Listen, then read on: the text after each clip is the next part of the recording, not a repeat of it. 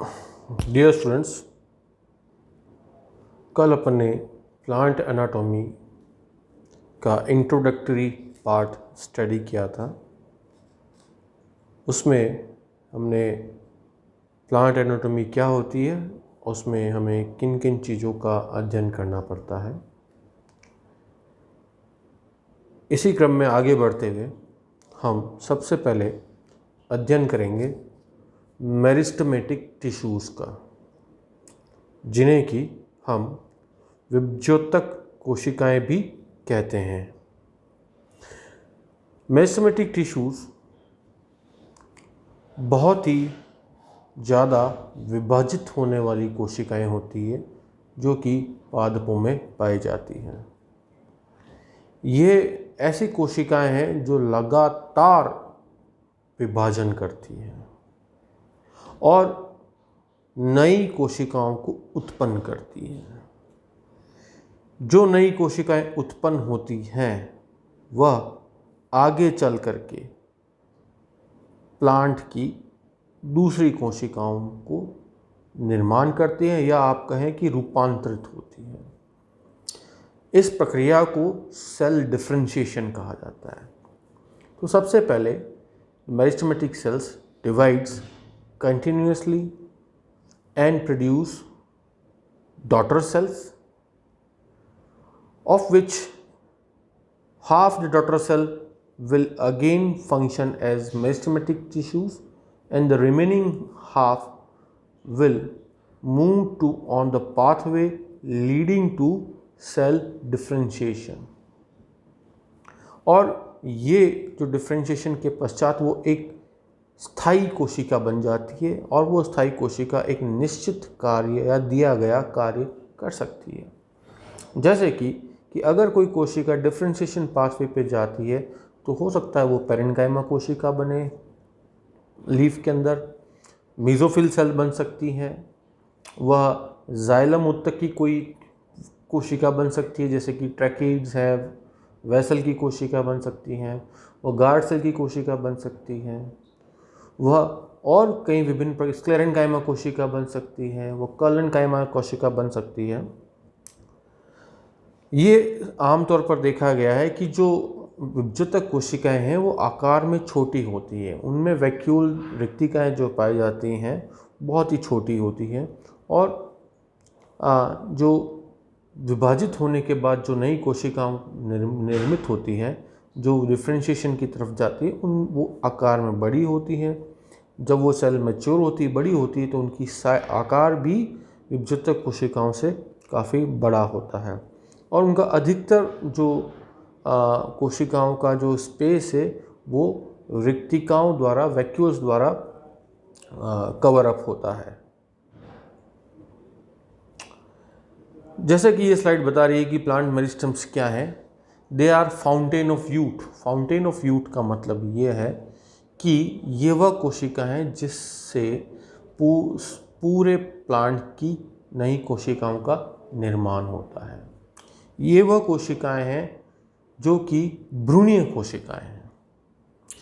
आप जब प्लांट का अध्ययन करेंगे, जब प्लांट का भ्रूण विज्ञान का अध्ययन करेंगे तो ये पाएंगे कि जब आप उसका जीवन चक्र देखेंगे तो रिप्रोडक्शन के बाद, लैंगिक जनन के बाद जाइगोट का निर्माण होता है। वो जाइगोट फिर धीरे धीरे धीरे एम्ब्रियो भ्रूण का निर्माण करता है। वह भ्रूण का निर्माण आखिरकार किस में होता है? सीड के अंदर। जब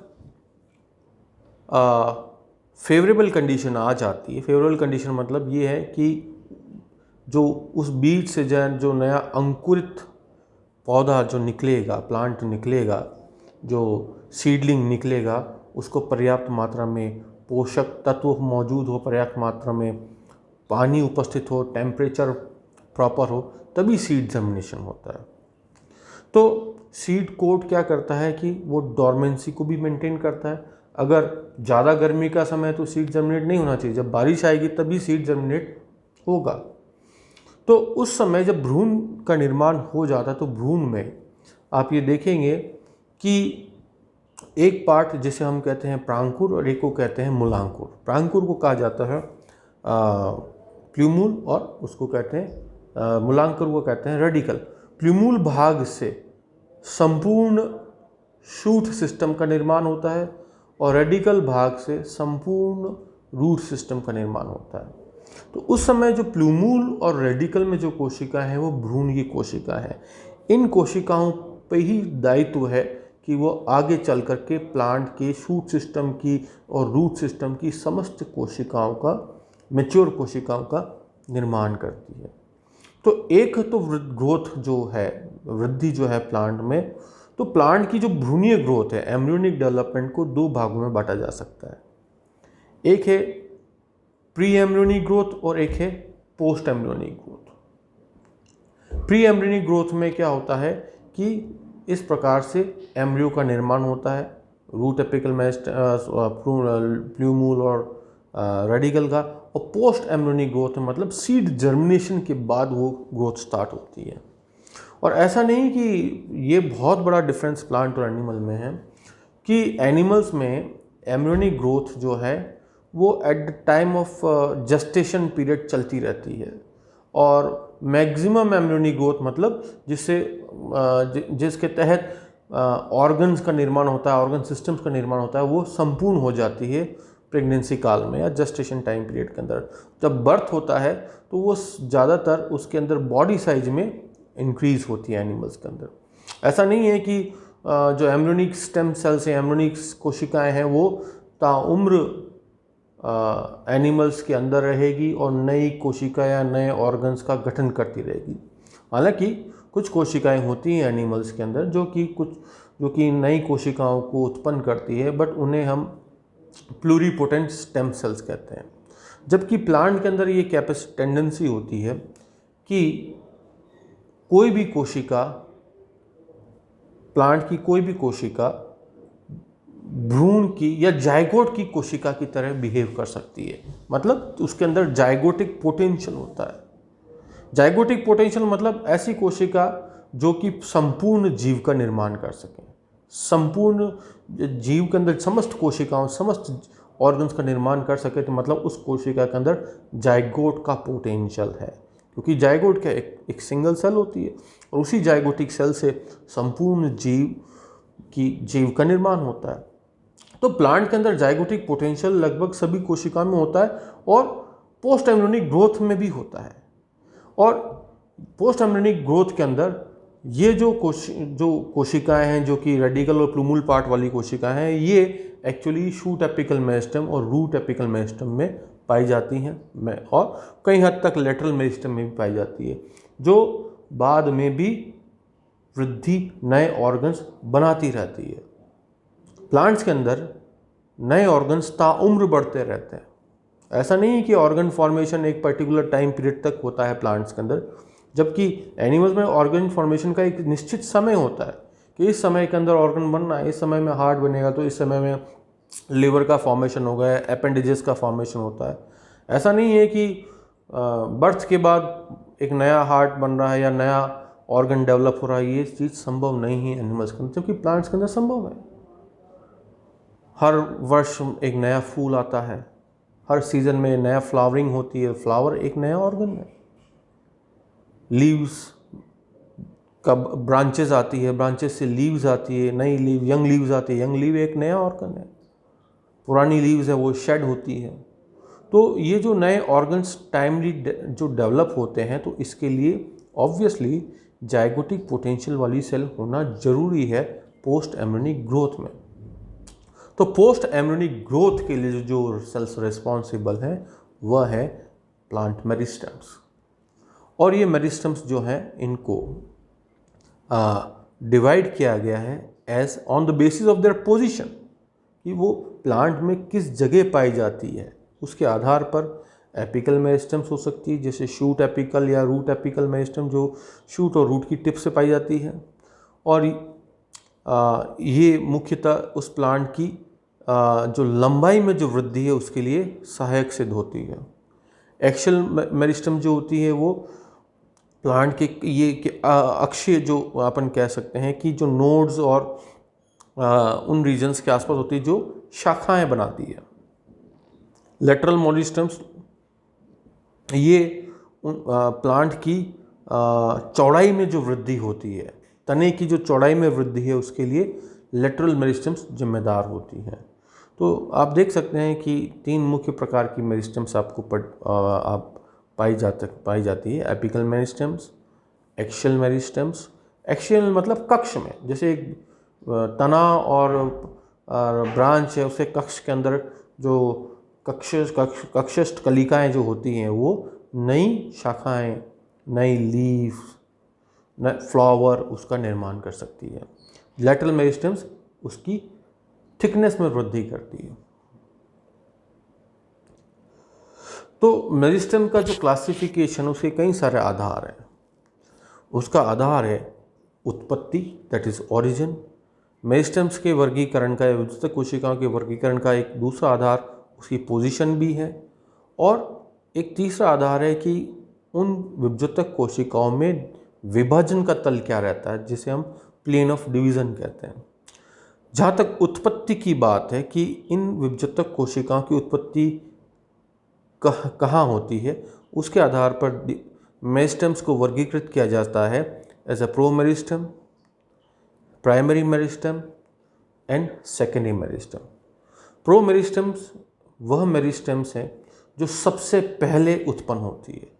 प्रोमेरिस्टम के बाद जो मेरिस्टम्स होती हैं वो होती है प्राइमरी मेरिस्टम, और प्राइमरी मेरिस्टम्स के बाद मतलब उस जो मेरिस्टम्स उत्पन्न होती है उसे सेकेंडरी मेरिस्टम्स कहते हैं। तो ओरिजिन और इनमें भी समय का फर्क है। सबसे पहले जो किसी पौधे में मेरिस्टम्स होगी उसे प्रोमेरिस्टम कहा जाएगा, और यही प्रोमेरिस्टम प्राइमरी मेरिस्टम्स का निर्माण करेगी, और इन्हीं प्राइमरी मेरिस्टम से आगे चल करके सेकेंडरी मेरिस्टम्स का निर्माण होता है। हम आगे चल के देखेंगे प्राइमरी मेरिस्टम्स क्या करती है। प्राइमरी ग्रोथ के लिए रिस्पॉन्सिबल है, सेकेंडरी मेरिस्टम्स सेकेंडरी ग्रोथ के लिए रिस्पॉन्सिबल है। हम ये कह सकते हैं कि प्रोमेरिस्टम एक तरह से प्री एम्ब्रियोनिक ग्रोथ के समय जो उत्पन्न जो रेडिकल और प्लूमूल वाली जो कोशिका है उन्हें हम प्रोमेरिस्टम्स कह सकते हैं, जबकि पोस्ट एम्ब्रियोनिक ग्रोथ, जब बीज का अंकुरण हो जाता है और एक नया नवीन पौधा, एक नया जीव, नया प्लांट नया जीवन लेकर डेवलप होता है, तो उस समय जो कोशिका मेरिस्टम्स काम करती है, जो उसको वृद्धि कराती है, उस समय प्राइमरी मेरिस्टम्स होती है। और प्राइमरी मेरिस्टम जब प्लांट एक निश्चित वृद्धि कर लेता है, साइज में अपनी हाइट में वृद्धि कर लेता है, फिर वो चौड़ाई में वृद्धि करता है अपनी, जिसमें आप देखते हैं कि वुडी प्लांट्स जो हैं जिसमें तो वुड डेवलप होती है, तो वो सेकेंडरी मेरिस्टम्स के कारण होती है। तो प्राइमरी मेरिस्टम और secondary meristem post embryonic growth के दौरान होती है, प्रोमेरिस्टम्स प्री एम्ब्रियोनिक ग्रोथ के दौरान। जहाँ तक पोजीशन के आधार पर कि वो कहाँ पर उपस्थित है, तो उस आधार पर हम कह सकते हैं कि अगर पौधे के अक्ष पर है, चाहे वो स्टेम का शूट का एपेक्स हो, चाहे वो रूट का एपेक्स हो, तो हम उसे एपिकल मेरिस्टम कहेंगे। इंटरकैलरी मेरिस्टम अगर कक्षस्थ इलाकों में प्रेजेंट है नोड, तो उन्हें इंटरकैलरी मेरिस्टम कहा जाएगा। लेटरल मेरिस्टम्स मीन्स साइडवेज, जो बाद में सेकेंडरी ग्रोथ के लिए रिस्पॉन्सिबल है। तो आप एपिकल मेरिस्टम्स और इंटरकैलरी मेरिस्टम्स एक तरह से प्राइमरी मेरिस्टम्स है, और लेटरल मेरिस्टम्स एक तरह से सेकेंडरी मेरिस्टम्स है। प्लेन ऑफ सेल डिवीज़न की जो विद्युतक कोशिकाओं में विभाजन का तल एंटीक्लिनल है या पेरिक्लिनल है, उसके आधार पर मास मेरिस्टम, प्लेट मेरिस्टम और रिब मेरिस्टम में वर्गीकृत किया सकता है। हालांकि जो ओरिजिन के आधार और जो पोजीशन का आधार है वो काफ़ी प्रचलित है मेरिस्टम्स के वर्गीकरण के अंदर।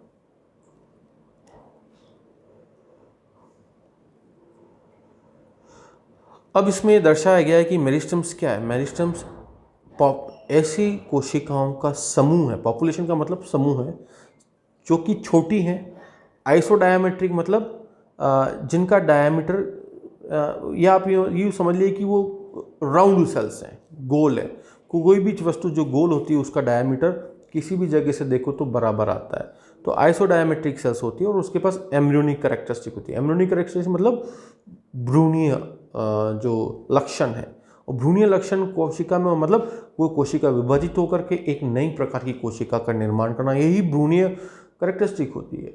अगर एक को जैसे पेरेन्काइमा कोशिका डिवाइड होकर वापस 2 पेरेन्काइमा पुत्री कोशिका बना रही है, तो वो भ्रूणीय लक्षण नहीं कहलाएगा, वो पैरेन्काइमा को अगर एक कोशिका डिवाइड हुई तो दो विभिन्न प्रकार की कोशिका बनेगी। एक तो पुनः उसी तरह का कार्य करेगी और दूसरा आगे चल करके एक दूसरा कार्य करेगी या उसकी आकार में, उसकी कार्य में कई बदलाव होंगे, जिसको मैंने कहा सेल डिफरेंशिएशन।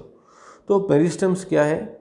ऐसी कोशिकाओं का समूह जो कि आइसोडायमेट्रिक है, जिनके पास भ्रूणीय एम्ब्रियोनिक कैरेक्टरिस्टिक्स होती हैं, तो उस समूह को हम मेरिस्टेम्स कहते हैं, जो कि और ये समूह जो है कई सारी कोशिकाओं को उत्पन्न करता है, जो आगे चल करके विभिन्न कोशिकाओं में परिवर्तित रूपांतरित होती है और वो जिस जगह पर उपस्थित होगी और उस कोशिका का जो कार्य होगा वो कार्य संपादित करती है।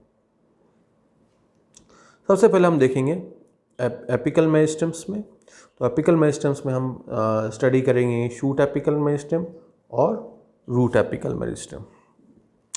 अब इसमें दो चीज़ आपको ध्यान रखनी है कि इनिशियल स्टम्स आएंगे और एक डेरिवेटिव टर्म आप ध्यान देंगे। जैसे कि आप इसमें चित्र में देख रहे हैं कि जो ऊपर वाला जो डायग्राम है वो है शूट एपिकल मेरिस्टेम्स का और लोअर वन जो है वो रूट एपिकल मेरिस्टेम्स का, बिल्कुल रूट की एपेक्स पर और वो शूट की एपेक्स पर होती है। Cells that remain in the meristems are termed as initials. अब मेरिस्टेम क्या है? कोई एक कोशिका या दो कोशिका वाली स्थान नहीं है। मेरिस्टेम मतलब पौधे का वह स्थान जहाँ पर काफ़ी मात्रा में, काफ़ी संख्या में एक जैसी कोशिकाएं पाई जा रही हैं और उन सारी कोशिकाओं को हम मेरिस्टेम कह रहे हैं। तो और उनका सबका व्यवहार एक जैसा है, उनकी साइज एक जैसी है, उनका फंक्शन एक जैसा है, उनका मेटाबॉलिज्म एक जैसा है। तो उन सब कोशिकाओं और ख़ास करके जो कि उस भाग में रहती है जिसको मेरिस्टेम कह रहे हैं, विभज्योतक वाला जो भाग है एपिकल मेरिस्टेम वाला, उनको हम कहेंगे इनिशियल। और बाद में आती है डेरिवेटिव्स। इनिशियल्स से जब इनिशियल कोशिकाएं विभाजित होगी, कोई भी कोशिका विभाजित होगी और ख़ास करके अगर वो विभाजन माइटोसिस प्रकार का है, जिसको हम कहते हैं समसूत्री विभाजन, तो जब एक कोशिका विभाजित होती है, समसूत्री विभाजन करती है, तो उससे दो कोशिकाएं बनती है। अगर अर्धसूत्री विभाजन हो तो चार कोशिकाओं का निर्माण होता है, पर यहाँ पर अर्धसूत्री विभाजन नहीं होता। अर्धसूत्री विभाजन हमेशा जब लैंगिक जनन होता है उस समय अर्धसूत्री विभाजन होता है और वह विभाजन आवश्यक है युग्मकों के गैमेट्स के निर्माण के लिए। बाकी प्लांट की एंटायर वेजिटेटिव लाइफ में, उसकी वेजिटेटिव लाइफ में हमेशा आपको माइटोसिस ही मिलेगा, समसूत्री विभाजन ही मिलेगा। तो जब समसूत्री विभाजन होगा तो उससे दो प्रकार की कोशिकाएं, इनिशियल से दो प्रकार की कोशिकाएं मिलेगी। एक कोशिका तो पुनः इनिशियल का काम करेगी, पर दूसरी कोशिका है उस जगह से जहाँ पर कि विभज्योतक कोशिकाएं पाई जाती है, वहाँ से डिफरेंट मूव करेगी, डिस्प्लेस होगी और आगे जाके डिफ्रेंशिएट होगी इनटू अ न्यू सेल, एक अलग विभिन्न प्रकार की कोशिकाओं में परिवर्तित हो जाएगी, जो कि अपनी इनिशियल कोशिका से भिन्न होगी। आकार में भिन्न हो सकती है, साइज में भिन्न हो, उसकी शेप में साइज में भिन्न हो सकती है, कार्य में भी भिन्न हो सकती है। तो उस चीज़ को हम कहेंगे सेल डिफरेंशिएशन। तो डेरिवेटिव्स हमेशा इनिशियल से ही प्राप्त होते हैं और डेरिवेटिव्स एक नई कोशिका, प्लांट के अंदर एक नई कोशिका का निर्माण करती है, चाहे वो मीजोफिल सेल हो, जाइलम की कोई पैरेन्काइमेटस सेल हो, फ्लोएम की पैरेन्काइमेटस सेल हो, सीव सेल हो, ट्रैकीड हो, वेसल हो, स्क्लेरेन्काइमा हो, कोलेन्काइमा हो। तो ये सब डेरिवेटिव्स हैं। इनिशियल्स क्या है? मेरिस्टेम्स। एक इम्पॉर्टेंट चीज़ है टोटीपोटेंसी। जब आप प्लांट का डेवलपमेंट स्टडी करेंगे, जब एम्ब्रियोनिक डेवलपमेंट आप पढ़ेंगे, भ्रूणीय जो विज्ञान है पादपों का जब स्टडी करेंगे, तो एक टर्म आपको हमेशा ध्यान रखना होगा, वो है टोटीपोटेंसी। टोटीपोटेंसी का मतलब है टोटल पोटेंसी।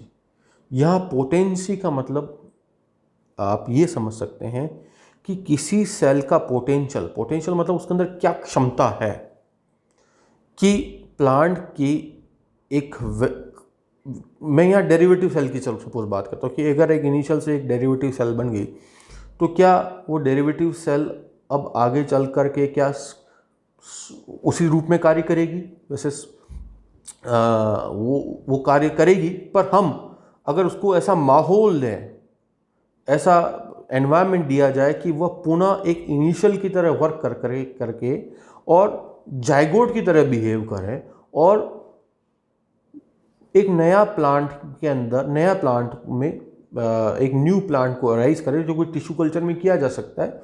तो टोटीपोटेंसी का मतलब ये हुआ कि प्लांट की हर एक सेल के पास ये टेंडेंसी या पोटेंसी है कि वो जाइगोट की तरह बिहेव करे।